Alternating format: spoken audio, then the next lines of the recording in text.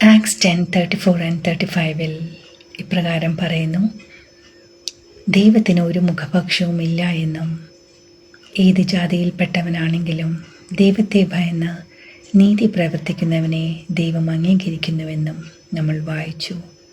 അതേ പ്രിയരെ, ജാതി മതഭേദമന്യേ കർത്താവായ യേശു ഈ ലോകത്തെ മുഴുവനും സ്നേഹിച്ചു. നമ്മളെ രക്ഷിക്കുവാനായി പിതാവായ ദൈവം സ്വന്തം പുത്രനെ നമുക്ക് വേണ്ടി നൽകി. പുത്രൻ തമ്പുരാൻ നമ്മളെ ഓരോരുത്തരെയും സ്നേഹിച്ചത് അവൻ കുരിശിൽ യാഗമായി കൊണ്ടാണ്. അതേ പ്രിയരെ, കൂടെ നടക്കുന്നതിനേലും ഉള്ളിലിരിക്കുന്നതാണ് നല്ലത് എന്ന് കണ്ട യേശു ഇന്ന് മഹത്വമായി നമ്മുടെ ഓരോരുത്തരുടെയും ഉള്ളിലിരിക്കുകയാണ്. ഇനിമേൽ ഇച്ഛിക്കുന്നതും പ്രവർത്തിക്കുന്നതും നമ്മളിൽ ദൈവമല്ലോ തിരുവുള്ളമായിട്ട് എന്ന് ഫിലിപ്പിയർ